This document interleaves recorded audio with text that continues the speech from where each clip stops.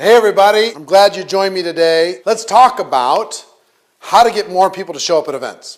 That's what I'm excited about today. It's the one skill out of the 7 skills I think is the highest paid skill. And in my career, fortunately for me, when I first got started in network marketing, the skill of getting people to show up at events was something that I was kind of naturally good at. I could get people to show up. I could get people to come to my house. I could get people to come to a small event on a Tuesday night at a hotel. I could get people to commit to regional events and destination events. I was pretty good at it for whatever reason. So the good news for me is it made up for so many things I wasn't good at that it allowed me the time to develop the other skills, or at least find out what those other skills were. But I think it's true that everybody wants more people to show up at events. We got one-on-one events, two-on-one, small group events, local events, regional events, destination events. There's a lot of truth to the phrase, meetings make money. Meetings do a lot of things, and excuse me, I need to get some water. Meetings do a lot of things for people, for prospects, and for people looking at an opportunity for second exposure, third exposure, whatever. They give people social proof. They give people a view that is hard to see through their friend. They might need to have some third-party validation. Usually there's some excitement, there's some stories, a lot of things going on at events that don't normally happen one-on-one. So the one thing that people get frustrated with when they get involved in network marketing is they invite a bunch of people to an event and nobody shows up. And I will tell you, the reason people don't show up at events is because they never intended to. You ask them, hey, will you come to this event? They say, yeah, sure. But they never intended to come. They never intended to be there. They never intended to follow through.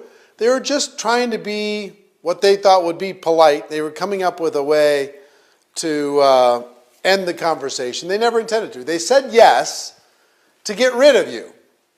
And really the issue is you didn't convey enough value to them to justify the time.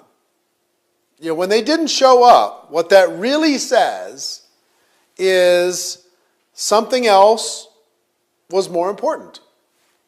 And you didn't communicate to them that this would be more important than anything else that would show up. People lead busy lives. What happens is, let's say you invite somebody to a home meeting. And the person says, yeah, I'll come over. Sure, why not? And they get home and they lose their motivation to leave again. They get home from work and they change their clothes and they turn on the TV and there's some food there for dinner and they're like, do I really want to drive across town? They're probably not going to miss me. It's going to be okay. I can skip out on this one. I'm home now anyway.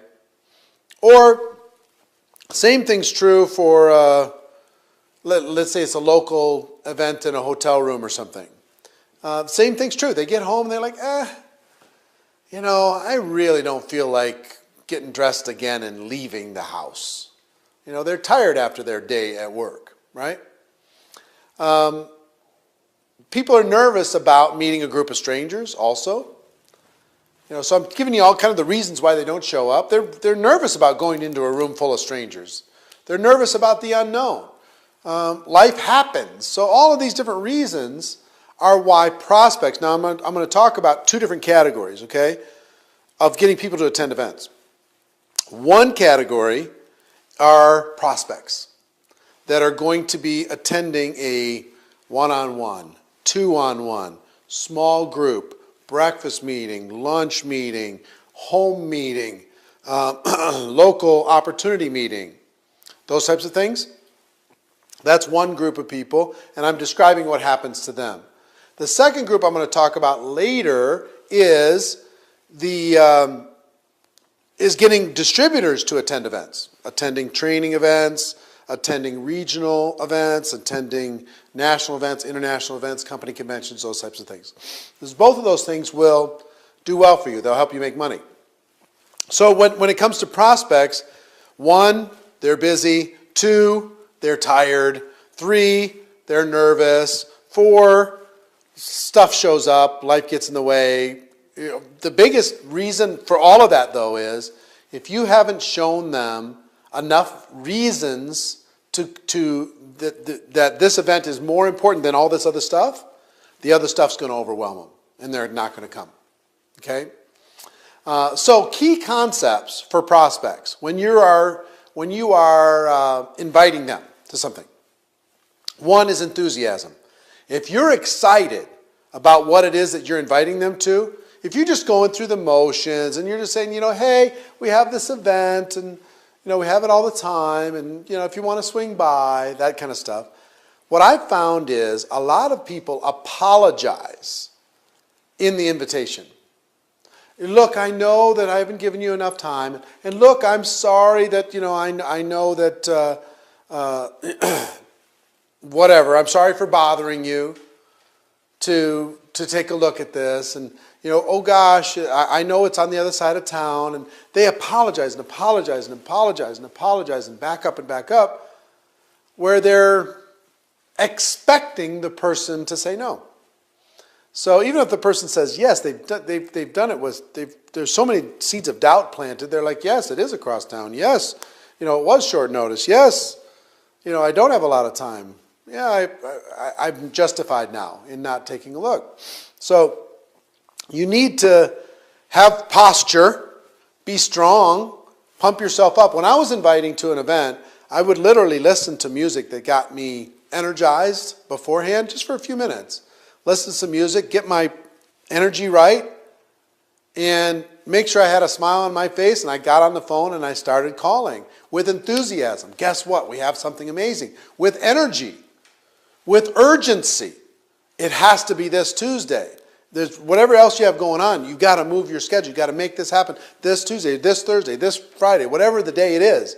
So there's always urgency in there. So I always put in enthusiasm, lots of enthusiasm, lots of energy, lots of urgency, and also lots of compliments. I was always complimenting the person like crazy.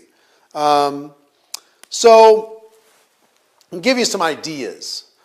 You've heard, if you follow Network Marketing Pro at all, is if I would you.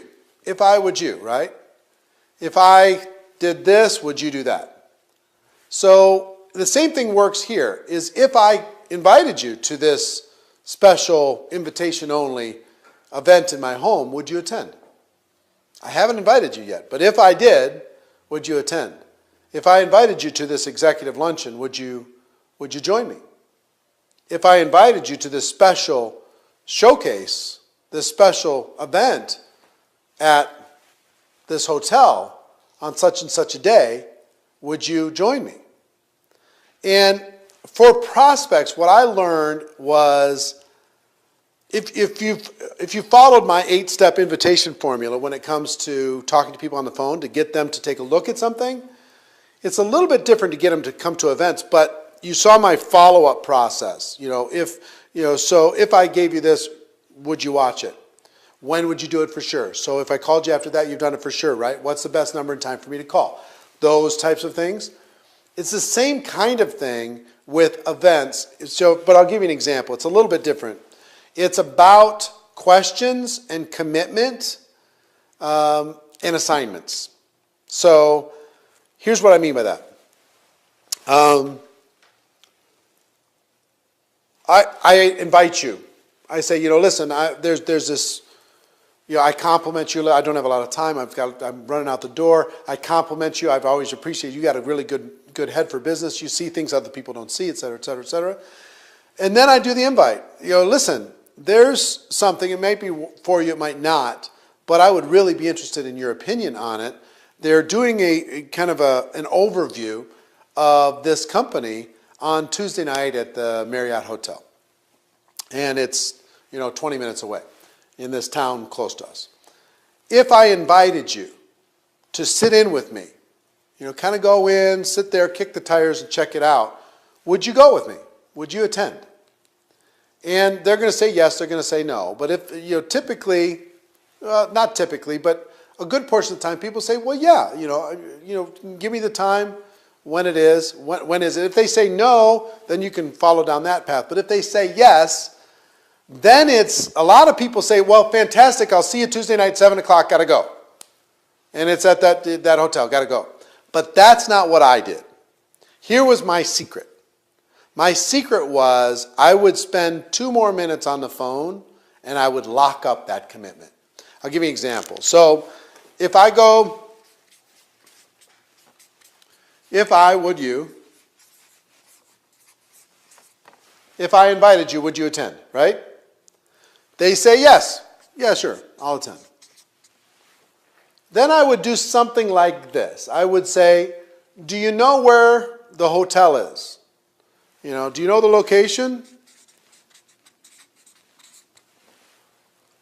They would say, yeah, I think so. Well, do you want me to send you a little map quest? Do you want me to send you the address? Do you want me to send you whatever? They say, they finally say yes to that. Then I say, are you going to come straight from work or are you going to go home first? So I would ask when basically they're leaving. You're going to be leaving from the office or from home? I'm going to leave from home. All right, so about how long is it from your house to that hotel? And they say, well, it's 20, 25 minutes. I said, well, I'd love to meet you about 15 minutes before the thing starts. It starts at 7 o'clock, so that would mean you need to leave about 6:15. Is that going to work? For you to leave your house at 6:15? So, they say home, they're going to leave from home. And then I say, so 6:15 is about the time. You're going to leave at 6:15? And they'll say, yeah, then they're going to start thinking about their life. They're going to say, well, what time do you normally get home? I get home about 5:30. So you leave at 6:15. You can pretty much turn around and do that by 6:15. Yeah, sure, I'll do that by 6:15. Okay, now do you feel the difference? I just spend a couple minutes just kind of locking this down. Because if I don't do this, they're going to get home and they're going to say, gosh, I don't have time to turn around and all that stuff. But I've already planted all this in their brain.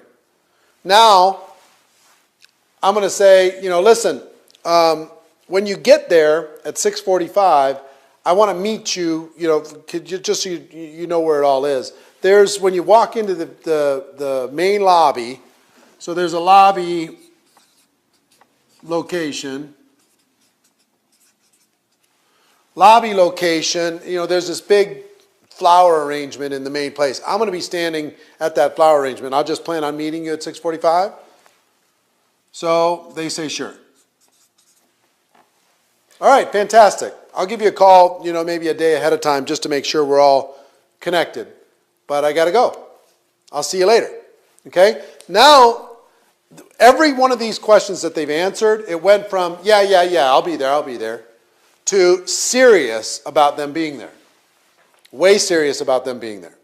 Okay? So this simple little process right now, I promise you when it came to inviting people to an event, quadrupled the results of anybody who they did this. If I invited you, would you come? And they didn't even do that. They just say, I have an event. Would you come to the event? They didn't even do if I would you. But even if they went that far and they just stopped there, their results are 10% of what I got. I had people show up, man. I got people to show up at events. Now, this is one approach, okay? This is one approach. Here's another approach that I used, okay? Now, you may want to use this, you may not. But when I was launching my business, if you're ever involved in a campaign, if you're involved in a launch, whatever, I did this and it worked.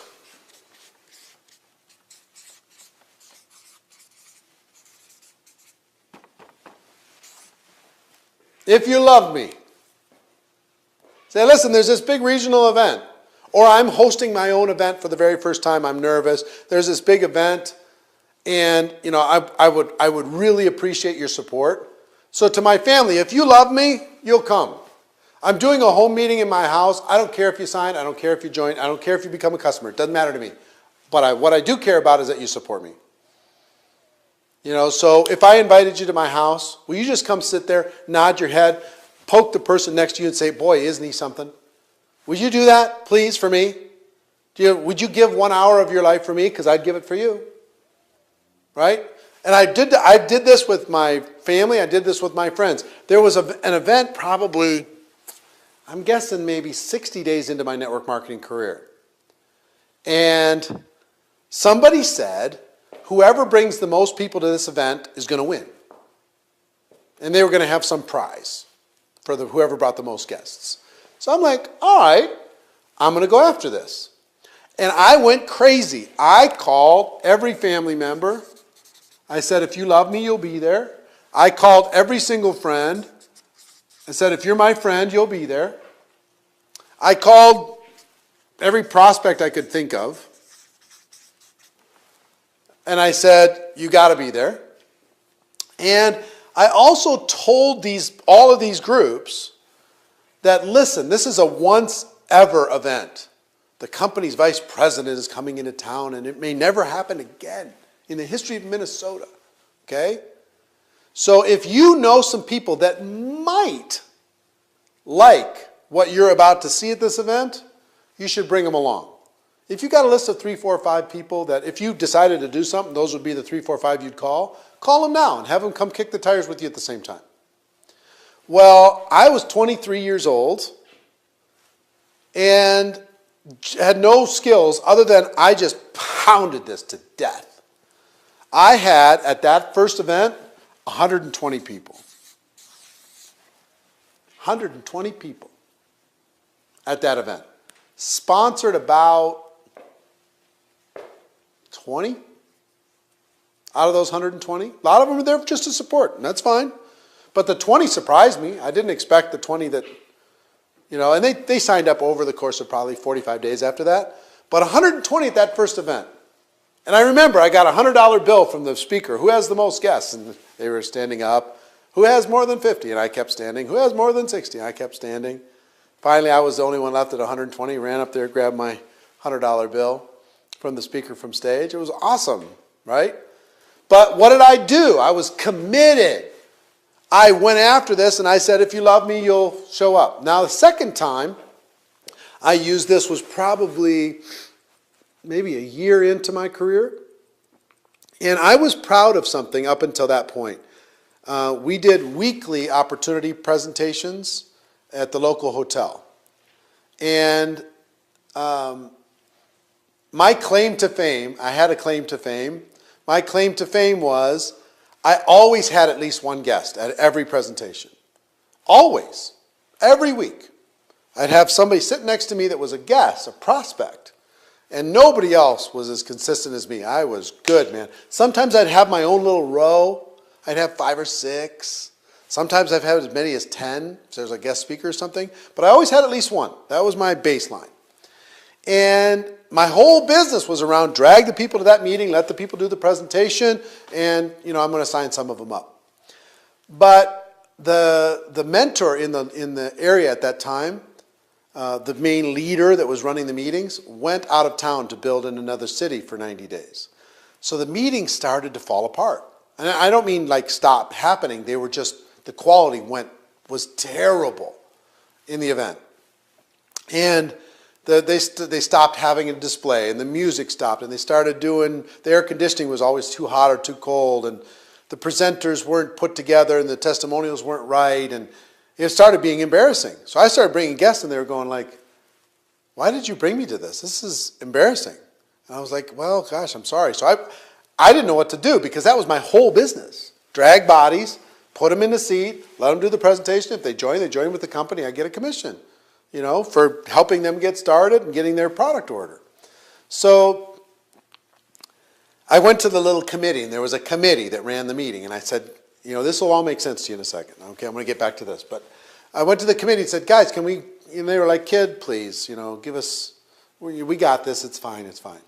So I didn't know what to do, and I didn't have any money, so I decided that I was going to do my own event. They were doing theirs on Tuesdays. I was going to do it on a Thursday. And I went to the Embassy Suites, the airport Embassy Suites in Minneapolis, and I booked a room that could hold about 200 people. And it cost me $200 to book this room of money I did not have. I was borrowing my rent money, basically, in order to be able to rent the room. Okay? So I rent the room. Now, step one, I have to do all the things that I was complaining about. I've got to make sure the name tags are there, and I've got to make sure the mixtape and all that stuff is done for the music, and somebody's got to take care of the air conditioning. The display's got to be set up, and you got to have the little info packets for the guests, and you got to have a nice registration table, and all the stuff. So I do that, but that's the easy part. Guess what the hard part was? I can't just be sitting in that room that holds 200 people with me and one other person. I used to be proud of that just a week ago. Now, to not be embarrassed, to make sure I cover my costs and I'm figure out a way to be successful, I've got to put people in the room. So guess what I did? I did this. This was a year after being involved. I called all my family and said, if you love me, you'll be there. If I called my friends, if you love me, you'll be there. I called all the prospects I could get. And I never, ever had more than 8 or 9 people that I'd ever had in an event after that initial burst. I'm talking about the weekly events. Never. I was always like 1 or 2 or 3, right? Well, 10 days after I decided to do this, I made all these calls. My very first event had about 50 people in it. Very first one. Why? If you love me, you'll be there. Just be there. Just say, oh my gosh, this is so amazing. Just nod your head and clap and laugh at the jokes and tell people that you're sitting next to that, boy, this is awesome. And guess what? Again, I sponsored a bunch of people, and my meetings went from 50 to 70 to 100, and then I took over the other meeting that was happening on Tuesday night because everybody heard what was going on. I started taking over the training. I will tell you, that little moment there with this approach changed my whole career. If I didn't do that, I don't know if I'd still be here today. If I didn't really go all out in order to be able to make that happen. Okay, so that's number 2. Number 3, when it comes to like home meetings, some of you promote towards home meetings. I'll do the same thing as this as far as details. Do you know where the house is? How long would it take for you to get there? Are you coming from home? Are you coming from work? All that kind of stuff. But on top of that, I'll ask, can you bring some ice? Why? I'm giving them an assignment. I'm making them part of the process. I'm involving them on top of asking the family, can you bring some chips? That kind of stuff. Will you pick up some chips on the way? Could you be there 15 minutes early? I'd appreciate it. Can you get some paper plates? Would you bring a bag of ice? I'd really, really appreciate that. So now first of all, it makes the meeting really, really good because you invite 10 people and, one's bringing cookies, one's bringing ice, one's bringing, some drinks, one's bringing whatever it is. You know what I mean? So you got a buffet basically from the people who are bringing little snacks, and everybody's kind of part of the process. It gives them a little ownership in the process. Okay? You don't really need to do these types of things for a one-on-one or two-on-one, but I've found for group meetings, whether it's at a restaurant or a home or whatever, anytime you can add, in addition to detail, the key concept here is detail. Get detail, get specifics. And here, the key concept is assignments.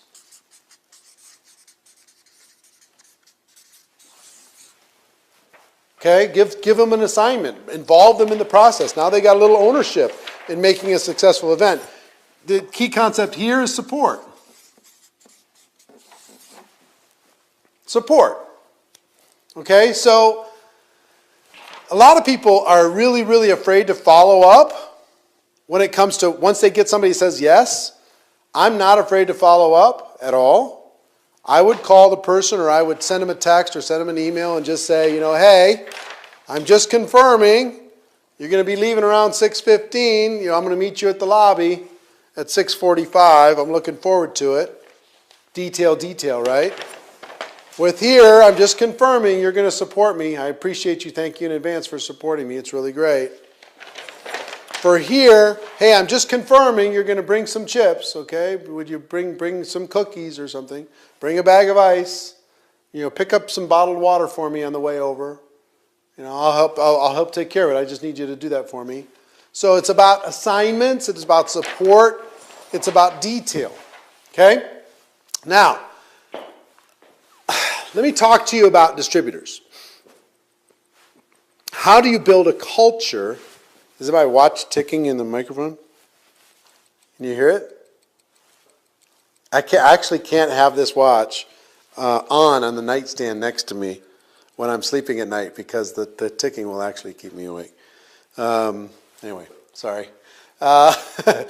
So, key concepts for distributors now.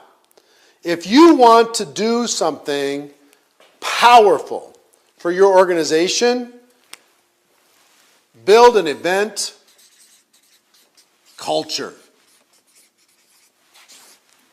Build an event culture. What does that mean, an event culture? An event culture means people in your organization, they attend events. If they're anywhere within a drive, they're driving, they're going. If there's a destination event that's important, if there's a regional event, they're carpooling and going to that regional event. If there's a big destination event, they're planning ahead of time and they're going to attend. That's the difference between an event culture and a non-event culture. In an event culture, everybody attends. Or not everybody, but a lot. A large percentage. In a non-event culture, it's just like whatever, what happens, whatever. How do you make that happen, when it's kind of not a priority? I'll give you an example. I talked to an owner of a network marketing company last week. And he's very focused on his product. And he's frustrated because he has small attendance at his annual convention coming up. And he said, Eric, what do I do? Because you do good with all this stuff. I said, well, I gave him what I'm about to give you on creating an event culture. I said, if you decide to make the next year more important, you need to create a culture where all roads lead to that event. All promotions lead to that event. All recognition leads to that event. All incentives leads to that event. All communication leads to that event. All ranks lead to that event. It's got to become super important. So if you've seen the promotional kind of tools to use, one is you need to be committed. And you need to be more committed than everybody else in your network marketing business. You need to be more committed than anyone on your team. You need to be locked in that this is a priority. If you want to get people to attend your local event, you got to be more committed than anybody else. If you want them to be attending your regional events, you got to be more committed to that regional event. The destination event, you got to be more committed. If you're not more committed, guess what? They're only going to be committed to a certain level of what you're committed to. So you've got to be committed, number one. Number two, you've got to demonstrate it.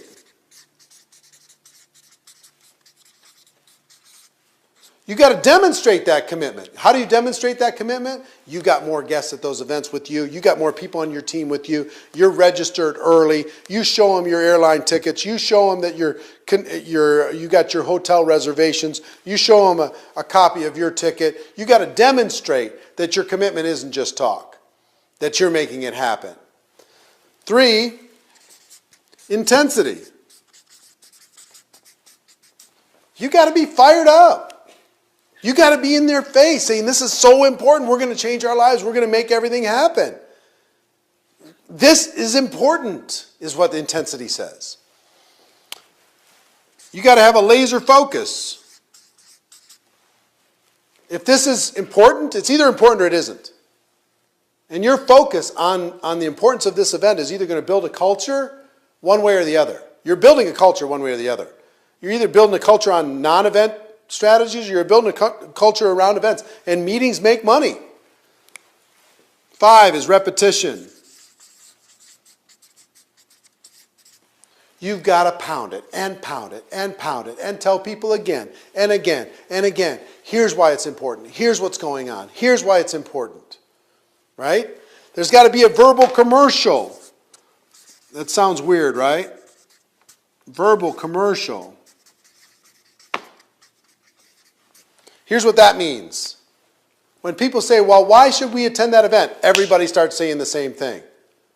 We're attending the event because it's going to change our lives. It's going to give us the information. We're going to have a blast and a super good time. We're going to meet amazing people. We're going to hear the stories. We're going to inspire ourselves.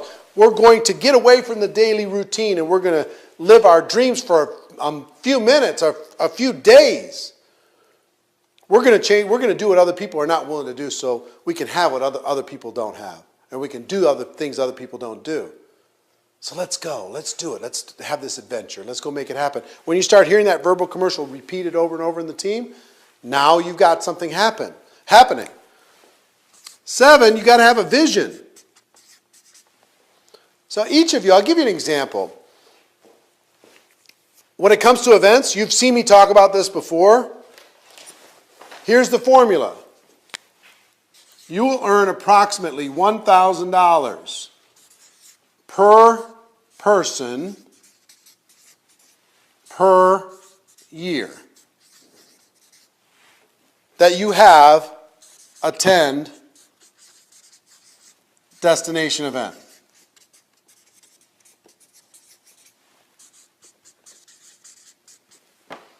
$1,000 per person per year that you have attended a destination event. So if you the easiest formula I know to make $100,000 a year in network marketing is move heaven and earth and get 100 people to attend your company convention. Because you'll earn about $100,000 from those 100 people. From the act of those 100 people. Not necessarily exactly those 100 people. But I will tell you, this formula holds scary true. Up to about $1 million a year. So if you had 20 people at your last event, I would guess that you're on track to make about $20,000 a year. If you had 50 people, you're on track to make about $50,000 a year. You had 200 people, you're on track to making about $200,000 a year. There's a few exceptions. Somebody's got one runaway leg. They don't have balance in their organization or something. But it's really rare. I mean, if you average it out, this is about what you're going to earn. So would this be important to be able to let people know that this is important? So you got the vision. The vision is, look, this is here to help you. We're going to get you inspired, and then we're going to help you build a team that inspires others. Okay? So that's the vision that we want you to be able to go share with other people. 8, you need to have a game plan. The game plan says, here's how we're going to make it happen. Vision says, here's where we're going. Game plan says, here's how we're going to make it happen. Here's how we're going to get 50 people on your team to get there. Let's make it happen. Let's work together. Number 9, you need to tell stories. Examples of people who went to the event and had success, and also warnings for people who didn't go to the event and then it ended up failing. You got to tell those stories over and over and over. Number 10 is inclusion.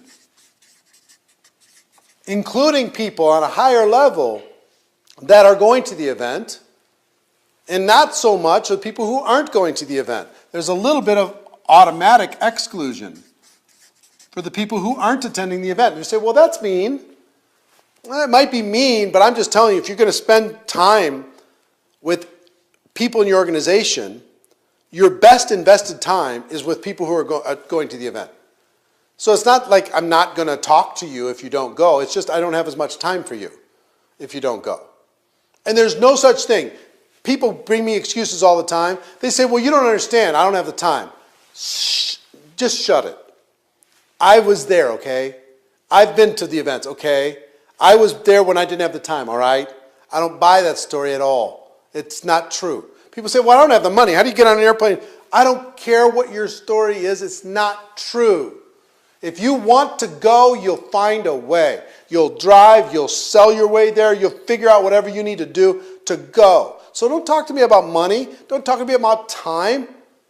What you're telling me is you're not really serious. If you want to change your life, if you're serious, let's go change it together.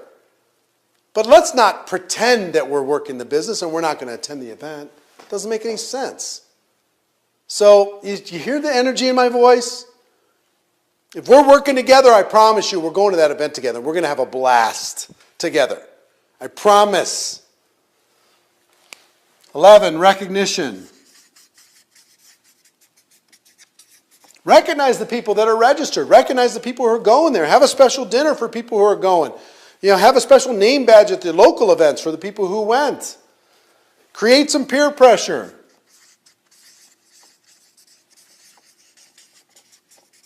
Peer pressure. You know how you create peer pressure? Put a list of the people who are registered to go to your convention on your website.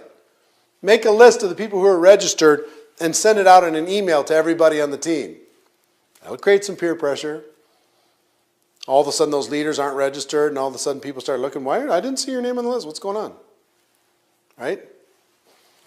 Accountability. I'm going to run out of a room here. But competition. Create competition between each other. If I get two of you to go, okay, I've got Joe and I've got Sally, and they're both committed to go. As soon as they commit to go, I start a competition.